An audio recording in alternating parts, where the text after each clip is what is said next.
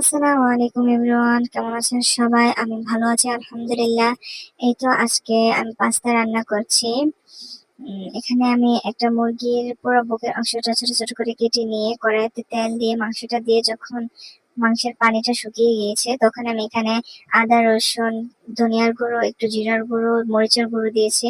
এখানে আমি পেঁয়াজ দিইনি। আমার কাছে পাস্তার মধ্যে পেঁয়াজ দিলে ভালো লাগে না। এখানে আমি চাইলে একটু রসুন কুচিও দিতে পারেন আপনারা তেলের মধ্যে, দিয়ে তারপরে মাংসটা দিতে পারেন, তাহলে সুন্দর একটা ফ্লেভার আসে। তারপরে এখানে আমি হচ্ছে 2টো টমেটো, কাঁচামরিচ, এগুলা 3-4টা কাঁচামরিচ ব্লেন্ডার করে দিয়েছি। কাঁচামরিচটা দিলে সুন্দর একটা ফ্লেভার আসে।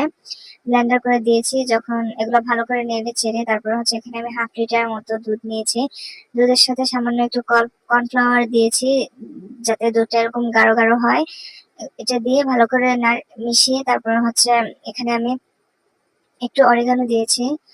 এগুলো দিয়ে ভালো করে মিশিয়ে নিয়ে তারপরে হচ্ছে এখানে আমি পাস্তার যে মশলাটা থাকে সেটা দিয়েছি। সেটা দিয়ে ভালো করে নেড়ে চেড়ে একটু টমেটোর সস যেটা এটা দিয়েছি, দিয়ে ভালো করে নেড়ে চেড়ে আপনারা চাইলে এখানে একটু চিলি ফ্লেক্সও দিতে পারেন। আমি দিইনি চিলি ফ্লেক্স, যেহেতু আমি কাঁচামরিচ দিয়েছি ব্লেন্ডার করে। চিলি ফ্লেক্সটা দিলে অন্যরকম একটা ফ্লেভার আসে। তারপর হচ্ছে আমি এখানে একটু ঘিও দিয়ে দিয়েছি যাতে সুন্দর একটা ফ্লেভারের জন্য। ঘিটা দিয়ে ভালো করে এটা নেড়ে চেড়ে রান্না করে নিয়েছি।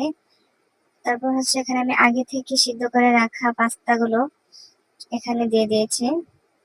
আমার এখানে পাস্তার পরিমাণ অনেক বেশি ছিল, 2 প্যাকেট ছিল, বেশি করে রান্না করেছিলাম।